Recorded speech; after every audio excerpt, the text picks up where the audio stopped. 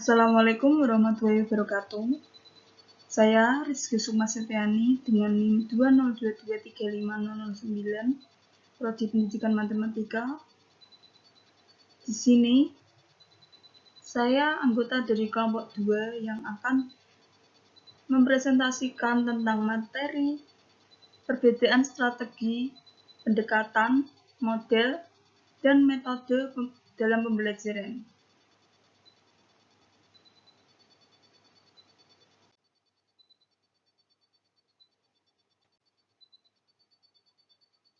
Selanjutnya, dalam pembahasan materi kali ini terdapat pembahasan pertama, strategi pembelajaran. Kedua, pendekatan pembelajaran. Ketiga, model pembelajaran. Keempat, metode pembelajaran.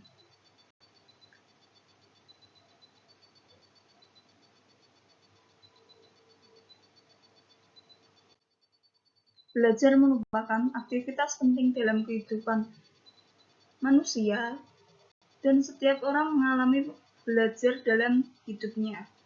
Setiap manusia perlu proses pendewasaan, baik pendewasaan secara fisik maupun secara psikis atau kejiwaan. Perubahan sebagai hasil proses belajar dapat ditunjukkan dalam berbagai bentuk seperti kecakapan, kebiasaan, sikap, pengertian, pengetahuan, atau apresiasi. Pembelajaran hanya bisa dilakukan oleh lebih dari satu orang. Dalam pembelajaran, tidak hanya ada guru dan siswa, tetapi juga ada kepala sekolah, staf sekolah, hingga teman sejawat yang saling membantu demi terwujudnya pembelajaran. Studi tentang proses belajar mengajar sangat penting, bahkan merupakan suatu keharusan bagi setiap tenaga pengajar, baik di tingkat dasar, menengah pertama, menengah atas, maupun di perguruan tinggi. Hal tersebut karena amat sangat penting dalam kehidupan bagi manusia.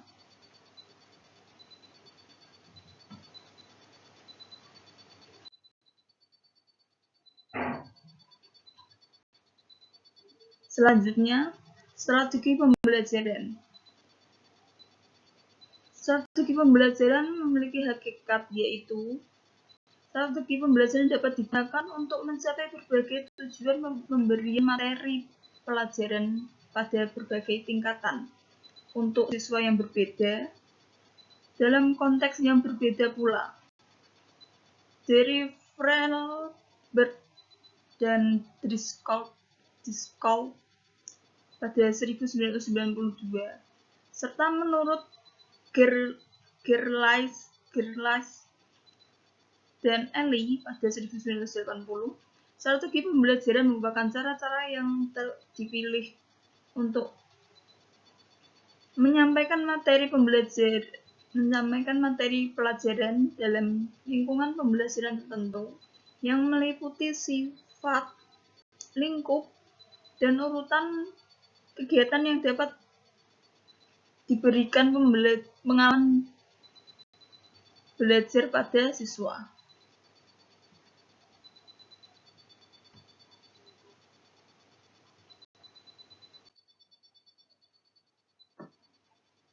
Terdapat macam-macam strategi pembelajaran.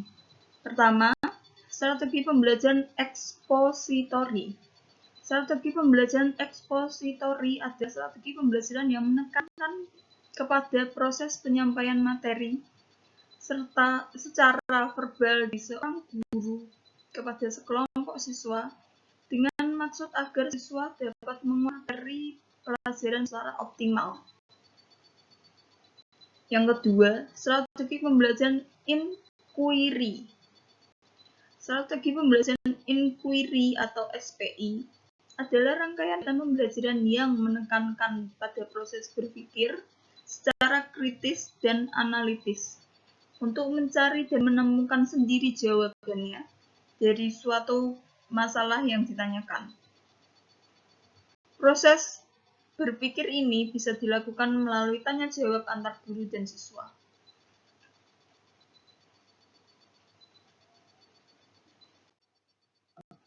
Selanjutnya, yang ketiga ada strategi pembelajaran berbasis masalah. Pembelajaran berbasis masalah ini dapat diartikan sebagai rangkaian aktivitas pembelajaran menekankan kepada proses penyelesaian masalah yang dihadapi secara ilmiah. Yang keempat, strategi pembelajaran kooperatif. Model pembelajaran kelompok adalah rangkaian kegiatan belajar yang dilakukan oleh siswa dengan kelompok-kelompok tertentu untuk mencapai tujuan pembelajaran yang telah dirumuskan. Strategi pembelajaran kooperatif merupakan model pembelajaran yang menggunakan sistem pengelompokan atau tim kecil, yaitu antara 4-6 orang yang mempunyai latar belakang kemampuan akademis, jenis kelamin, ras, suku, dan lain-lain, atau heterogen.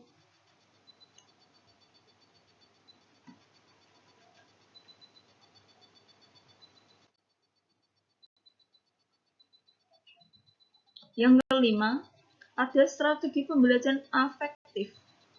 Strategi pembelajaran afektif memang berbeda dengan strategi pembelajaran kognitif dan keterampilan. Afektif berhubungan dengan nilai atau value yang sulit diukur karena menyangkut kesadaran seseorang yang tumbuh dari dalam diri siswa. Dalam batas tertentu, afektif dapat muncul dalam kejadian behavioral. Yang keenam, strategi pembelajaran kontekstual. Strategi pembelajaran kontekstual atau CTL adalah konsep belajar yang membantu guru mengaitkan antara materi pembelajaran dengan situasi dunia nyata siswa dan mendorong siswa membuat hubungan antara pengetahuan yang dimilikinya dengan penerapannya dalam kehidupan mereka sehari-hari.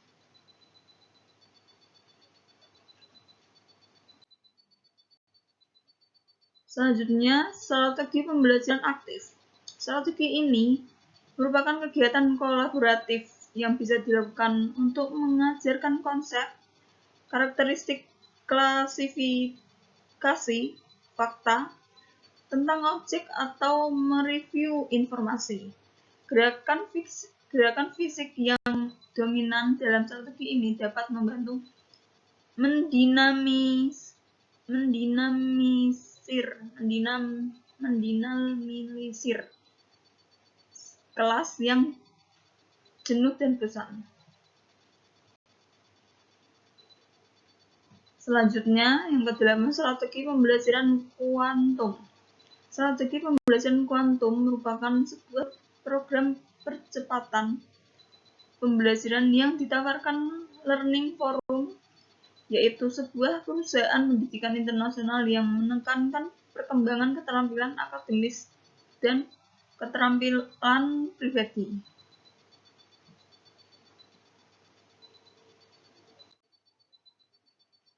Selanjutnya, pendekatan pembelajaran. Pendekatan adalah mendeskripsikan hakikat apa yang akan dilakukan dalam memecahkan masalah dalam segala aspek kehidupan masyarakat menurut Basir 2017. Pendekatan pembelajaran menurut Sanjaya pada 2009 adalah suatu titik tolak atau sudut pandang mengenai terjadinya proses pembelajaran secara umum berdasarkan cakupan teoritik tertentu. Secara umum, pendekatan pembelajaran adalah ide atau prinsip cara memandang dalam menentukan kegiatan pembelajaran.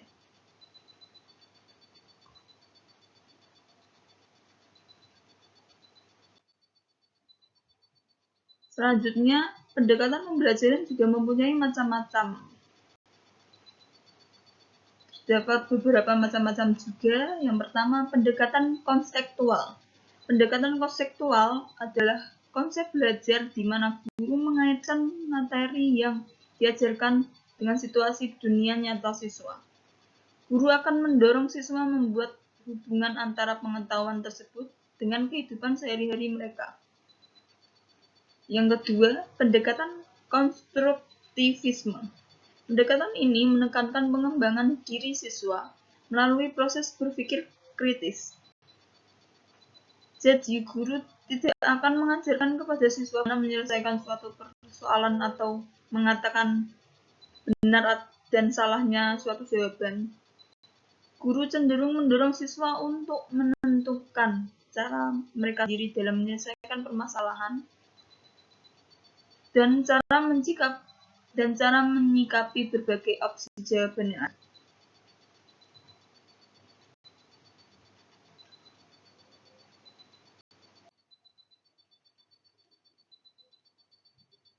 Selanjutnya, pendekatan deduktif.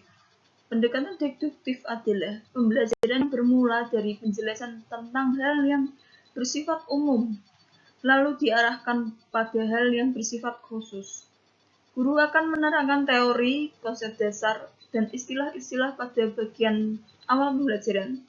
Kemudian diikuti penerapan atau contoh-contoh. Yang keempat, ada pendekatan induktif. Ini adalah kebalikannya pendekatan deduktif. Pembelajaran bermula dengan penyajian kegiatan khusus yang kemudian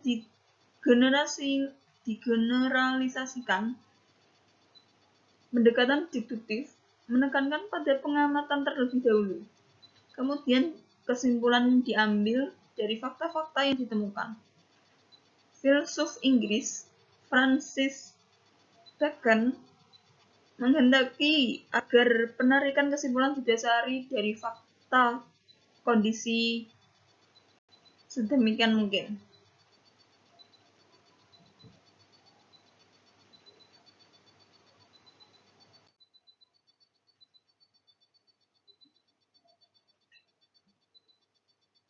Selanjutnya, yang kelima, pendekatan pemecahan masalah.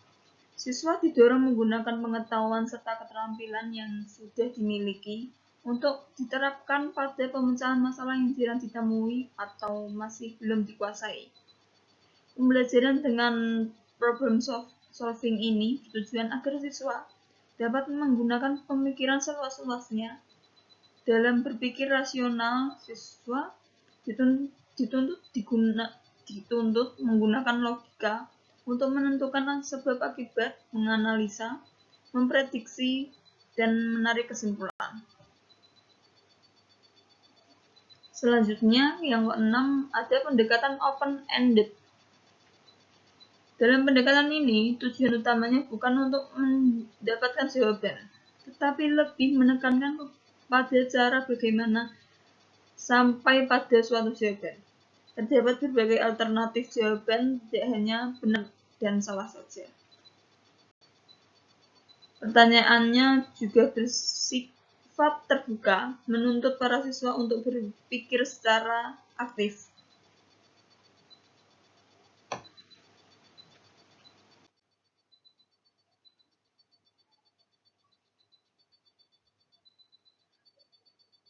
Yang ketujuh, pendekatan proses. Dalam pendekatan proses, guru memberikan kesempatan kepada siswa untuk ikut menghayati proses penemuan atau penyusunan suatu konsep. Dalam pendekatan ini, siswa harus bisa mengilustrasikan atau melakukan percobaan, kemudian berhipotesis. Pendekatan ini penting untuk melatih daya pikir dan psikomotorik peserta didik. Yang kedelapan, pendekatan saintifik. Pendekatan ilmiah mendorong siswa untuk belajar melalui tahapan saintifik. Pendekatan saintifik dalam kurikulum 2013 menggunakan 5 langkah, yaitu mengamati, menanya, mengumpulkan data, mengasosiasi, dan mengomunikasikan.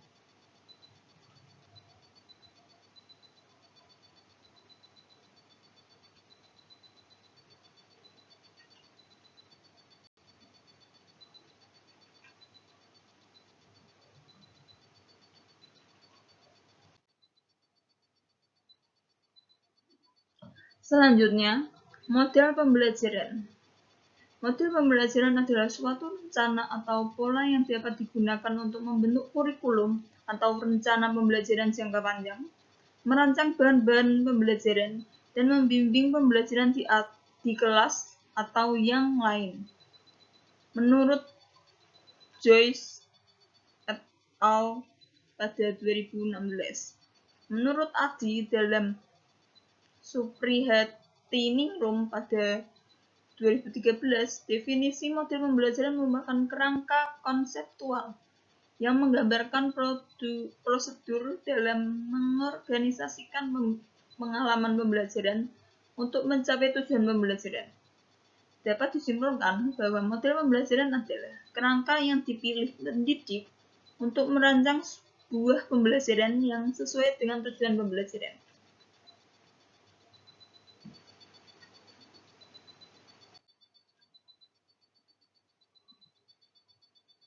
Model pembelajaran juga memiliki macam-macam. Yang pertama, ada model pembelajaran secara langsung. Model pembelajaran secara langsung dapat didefinisikan sebagai model pembelajaran di mana guru mentransformasikan informasi atau keterampilan secara langsung kepada peserta didik. Pembelajaran berorientasi pada tujuan distrukturkan oleh guru. Karakteristik model pembelajaran secara langsung ialah: yang pertama, transformasi dan keterampilan secara langsung. Yang kedua, pembelajaran berorientasi pada tujuan tertentu. Yang ketiga, materi pembelajaran yang telah terstruktur. Yang keempat, lingkungan belajar yang telah terstruktur juga. Yang kelima, distruktur oleh guru.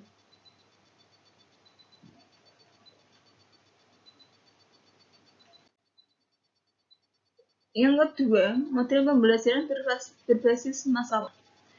Pengajaran berdasarkan masalah merupakan pendekatan yang efektif untuk pengajaran proses berpikir tingkat tinggi. Pembelajaran ini mampu membantu siswa untuk memproses informasi yang sudah jadi dalam benaknya dan menyusun pengetahuan mereka sendiri tentang dunia sosial dan sekitarnya.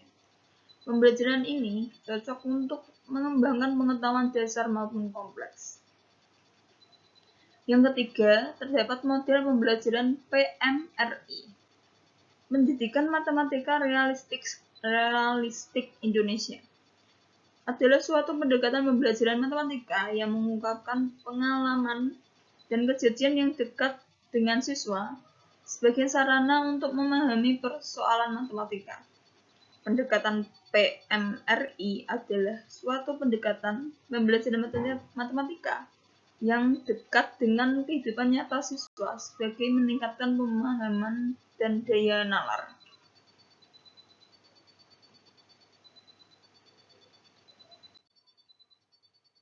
Selanjutnya, terdapat model pembelajaran kontekstual. Model pembelajaran kontekstual merupakan konsep pembelajaran yang menekankan pada ketertarikan antara materi pembelajaran dengan dunia kehidupan siswa secara nyata, sehingga siswa mampu menghubungkan dan menerapkan kompetensi dalam kehidupan sehari-hari. Yang kelima, model pembelajaran indeks card match, yaitu atau bisa disebut mencari pasangan, yang dapat diartikan model pembelajaran yang cukup menyenangkan digunakan untuk mengulang materi yang telah diberikan sebelumnya. Materi baru pun tak bisa diajarkan dengan catatan para peserta didik diberi tugas mempelajari topik yang akan diajarkan terlebih dahulu, sehingga peserta didik ketika masuk ruangan kelas sudah memiliki bekal pengetahuan. Dengan model pembelajaran ini, peserta didik dapat belajar aktif dan berjiwa mandiri.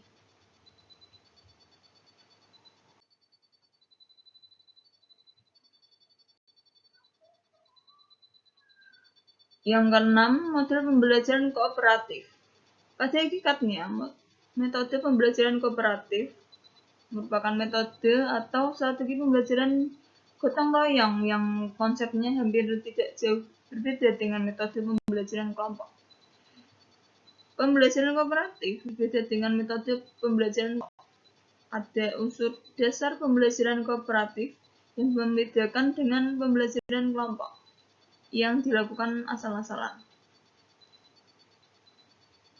Pelaksanaan prinsip dasar pokok sistem pembelajaran kooperatif dengan benar akan memungkinkan guru mengelola kelas dengan lebih efektif.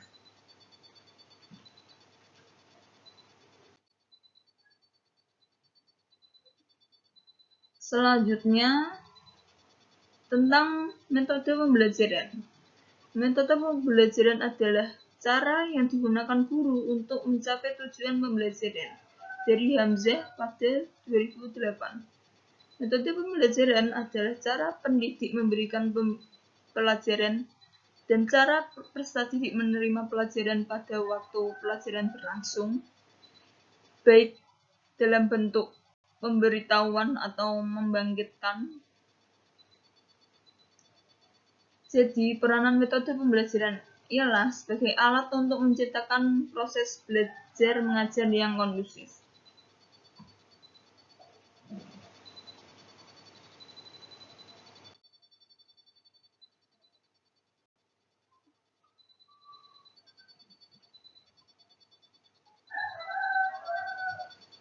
Selanjutnya, macam-macam metode pembelajaran. Yang pertama, metode studi kasus. Metode ini memanfaatkan situasi atau kasus tertentu yang dapat memberikan siswa pembelajaran bermakna dan bermanfaat. Guru dapat memberikan sebuah cerita tentang tema atau konsep yang akan dipelajari, serta siswa dapat berdiskusi untuk melakukan analisa dan evaluasi berdasarkan atau masalah yang sedang dipelajari. Selanjutnya, yang kedua, metode demonstrasi. Dalam pembelajaran aktif, metode demonstrasi juga sangat dianjurkan. Siswa diberikan kesempatan untuk bersentuhan langsung dengan materi yang dipelajari, kemudian mereka memperagakan di depan kelas. Metode pembelajaran ini dapat menunjukkan bagaimana siswa melakukan sesuatu yang kemudian diamati dan dibahas di depan kelas.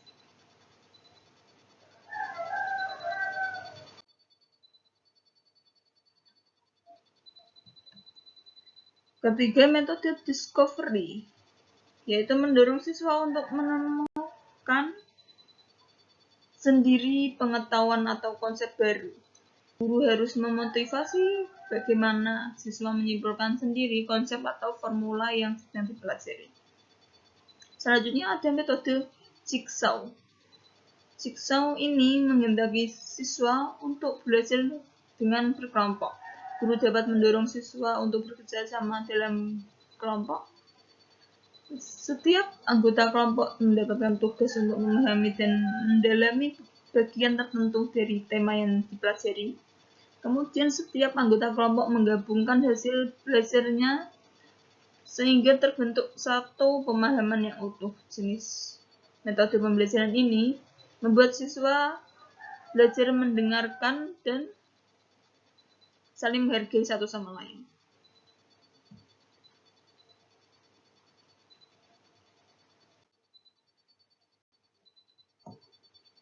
Selanjutnya terdapat metode diskusi kelompok. Metode yang memungkinkan terjadinya interaksi dan saling tukar pendapat, pengalaman, dan informasi.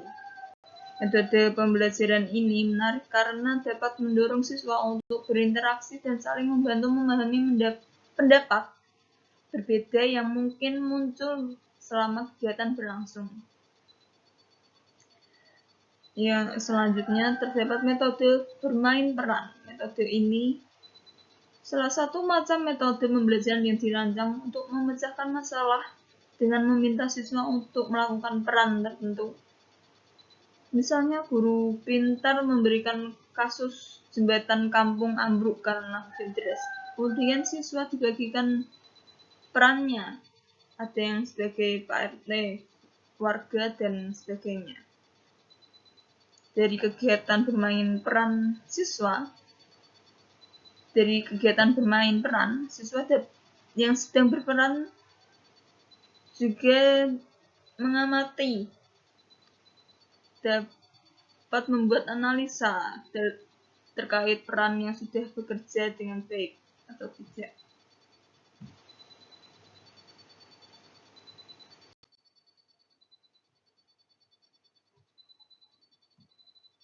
Yang ketujuh, metode tugas proyek.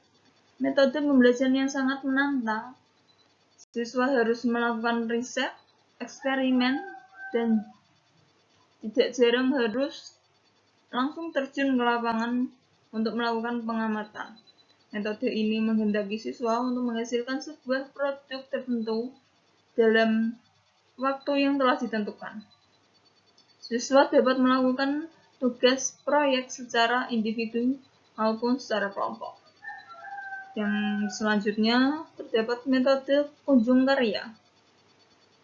Kunjung karya ini biasanya dilakukan setelah metode pembelajaran tugas proyek dilakukan. Jenis metode pembelajaran ini membuat siswa untuk saling melihat hasil karya teman-temannya. Mereka dapat mengamati dan juga belajar bertanya.